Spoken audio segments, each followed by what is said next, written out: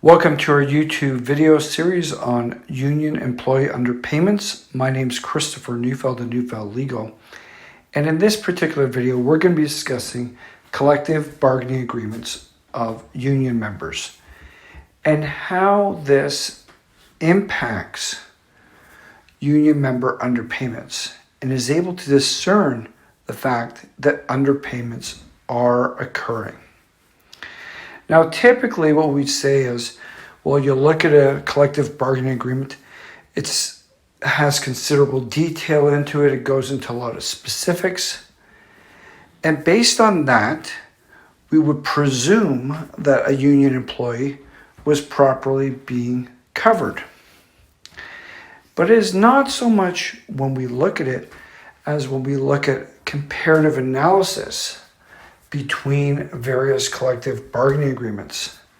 And when we take this comparative analysis and we mirror it on the comparative analysis of the various provincial employment standards legislation, which, as we discussed, the provincial employment standards legislation has very distinct and specific differences between each of the employment standards legislation.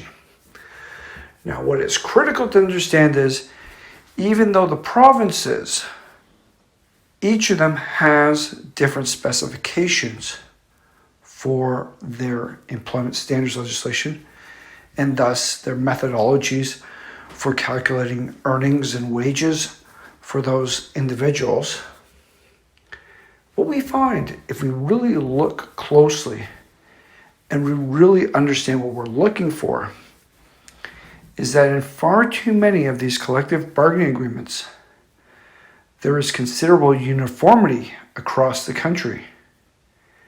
And this uniformity should not be there. And if we understand the underlying payroll legislation, which is the employment standards legislation specific to each province, there should not be uniformity across provinces. What it should be, in fact, is differences that exist from one province to another province.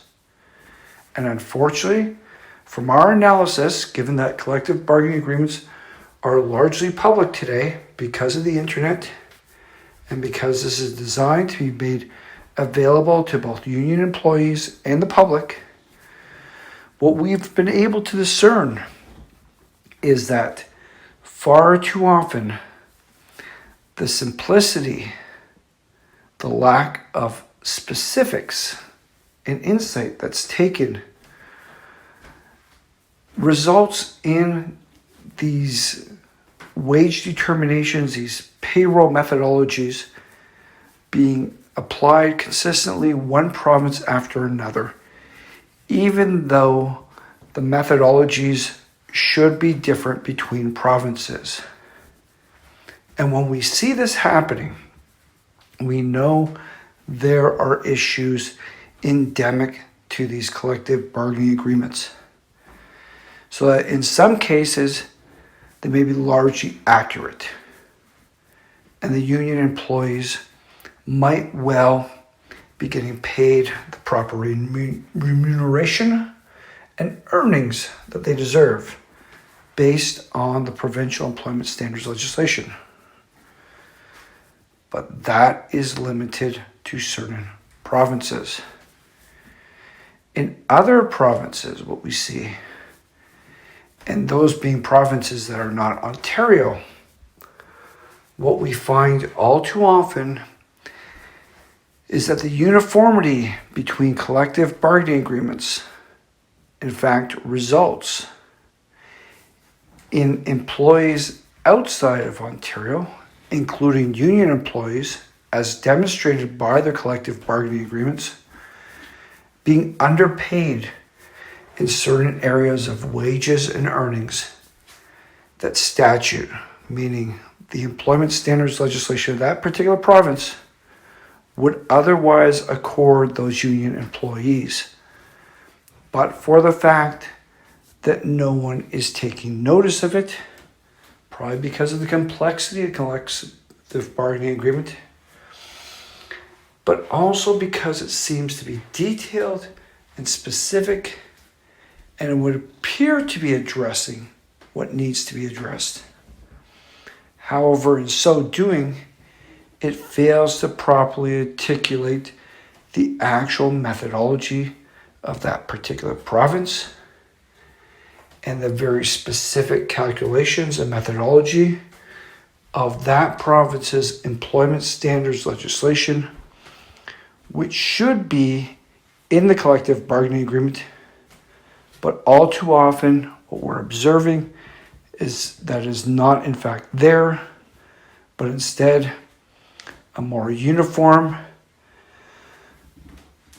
collective bargaining agreement is being drawn from another province and implemented improperly into the province within which those union employees are working. And because of that, those union employees are being underpaid unnecessarily. And they have to take notice of it. They have to realize that they have rights too, that they've earned money and that they need to get paid for it. And they need to be addressing that. Because the laws are extremely clear. And it's the laws of that particular province and not any other province that dictates how their pay is calculated. And when they've earned it, they're entitled to it, irrespective of what is stated in the collective bargaining agreement if it goes below the statutory minimums, simply because the collective bargaining agreement is a product of national uniformity or excessive copying of other agreements from other provinces, which are not necessarily applicable in certain aspects. But it's difficult oftentimes to discern.